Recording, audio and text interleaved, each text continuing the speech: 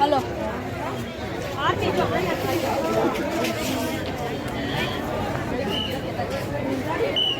ઓહો ટ્રાફિક તો છું એ તો કહું છું. હાલો બધા ભવનાથ મહાદેવના દર્શન કરવા.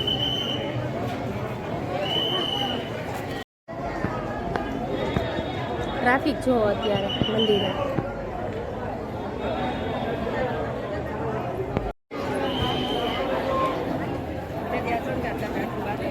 હું આવી ને દર્શન કરી દીધું.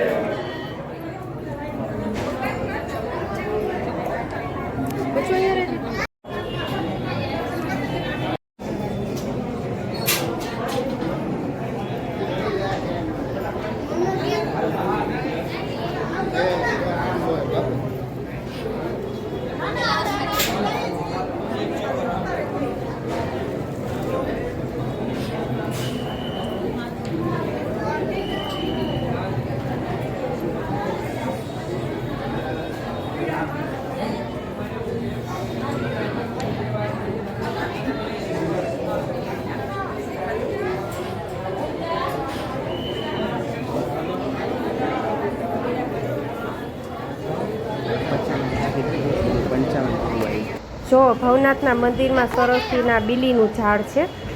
આપણે જે ભગવાનને બીલીપત્ર ચડાવતા હોય છે ને સરસ્વતી બીલીનું ઝાડ છે ને જો સરસ્વતી બીલા છે. બીલીના ઝાડ નીચે આપણે એક દીવો કરીએ ને તોય પણ કેટલું પુણ્ય મળે છે. અને આ જો મંદિરે જ આપણે મરઘી કુંડ છે તેમાં બધા સાધુ સંતો રાતે 12 વાગે શાહી સ્નાન કરે છે. એમાં કોઈના કોઈ સ્વરૂપે શિવજી પણ સ્નાન કરવા આવે છે. જો હવે આપણે દર્શન થઈ ગયા છે મહાદેવના અને હવે આપણે જઈએ છીએ આગળ ભવનાથ મહાદેવના દર્શન કરીને બધાને કેવું લાગ્યું તો હર હર મહાદેવ હર હર મહાદેવ. અને ત્યાર પછી આપણે આવ્યા છીએ અમારા ઘરની સામે જે મંદિર છે ત્યાં આપણે ભગવાનનો અભિષેક કર્યો છે. ત્યાં આપણે દર્શન કરવા આવ્યા છીએ. ત્યાં આપણે ભગવાનનો અભિષેક કર્યો છે કેમ કે મહાશિવરાત્રિના શુભ પર્વ ઉપર આપણે ભગવાનનું જેટલું કરીએ એટલું ઓછું છે. જો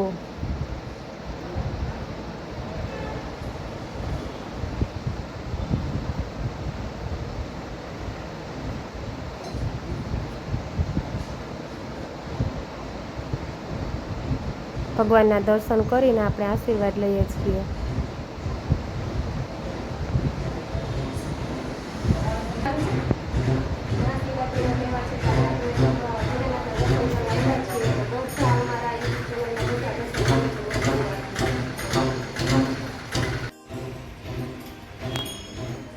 જો તો અમારી જટ મારા ઘરની સામે મંદિર છે તો અમે દર્શન કરવા દેનેશ્વર મહાદેવ છે. જો દેનેશ્વર મહાદેવ છે અને સરસથી તહેવાર ઉજવાય છે મહાશિવરાત્રિનો.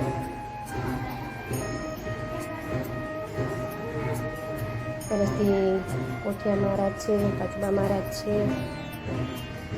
ચાલો આપણે હવે કરી આવીએ બજરંગ બલીમાં કષ્ટભંજન દેવના દર્શન કરતા આવીએ કેમ કે અહીંયા બજરંગ બલી પણ છે. ચાલો એના પણ દર્શન.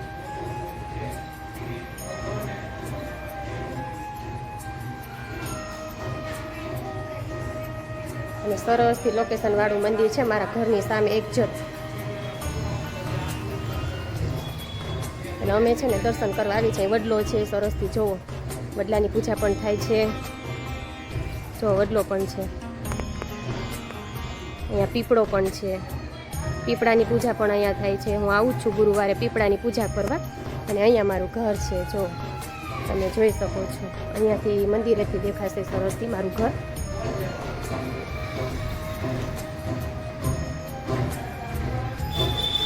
જો અહીંયા મારું ઘર છે.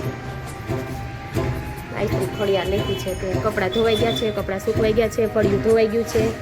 અને સરસથી ઉપર કપડાં જો થોડાક ઉપર સુકાવ્યા છે, થોડાક વચ્ચે સુકાવ્યા છે અને થોડાક નીચે સુકાવ્યા છે. જો અને મગનભાઈ રાદડિયા લેખું ને એ આપણું ઘર છે. જો અને સરસથી નરેશે જો ઝાડવા ફળિયામાં વાવ્યા છે, દેખાય છે તમને.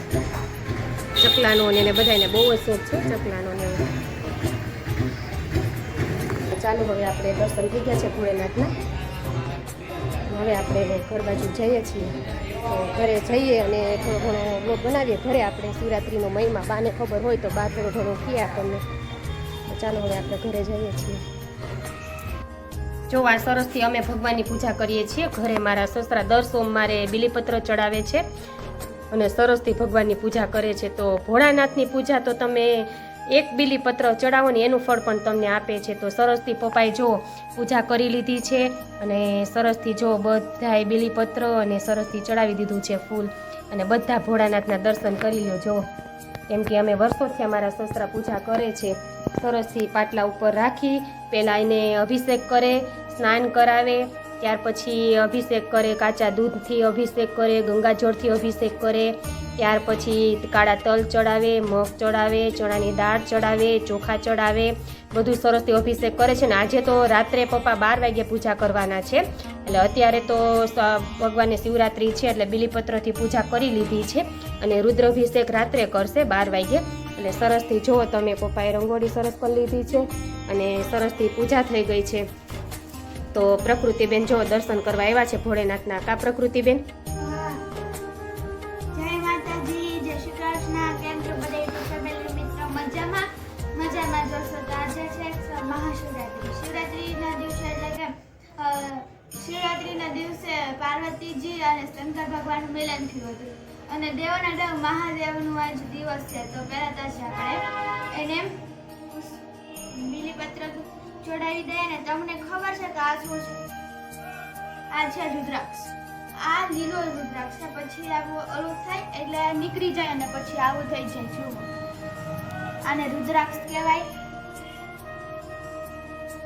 અને ફૂલની રંગોળી કરી શંકર ભગવાને સરસથી ચોડાવ્યું છે બધું. અને આ રુદ્રાક્ષ શંકર ભગવાનનું કહેવાય. રુદ્રાક્ષ ભગવાનના અતિ પ્રિય છે. તો રુદ્રાક્ષ તમે ગળામાં પહેરો, હાથમાં પહેરો તો તમને ઘણો આપણે સ્વાસ્થ્ય માટે પણ રુદ્રાક્ષ સારો છે. રુદ્રાક્ષના કેટલા પ્રકાર હોય છે? પંચમુખી હોય છે, 3 મુખી હોય છે, 7 મુખી હોય છે, 13 મુખી હોય છે. રુદ્રાક્ષ પણ ઘણા મુખી હોય છે. એટલે આજે ભગવાનનો મહત્વનો દિવસ છે. કા પ્રકૃતિબેન? તો અમારા પ્રકૃતિબેન સરસથી ભગવાનની પૂજા કરી છે અને રાત્રે 12 વાગે તારા દાદા કરવાના છે. તો તું કરવાની છો? તો મહાશિવરાત્રિનો દિવસ એટલે સરસથી ભોળાનાથનો દિવસ કહેવાય છે. તો બધા ફેમિલી મિત્રો પ્રકૃતિબેનને આશીર્વાદ આપી દો અને ભોળેનાથના દર્શન કરી લેજો. કા પ્રકૃતિ?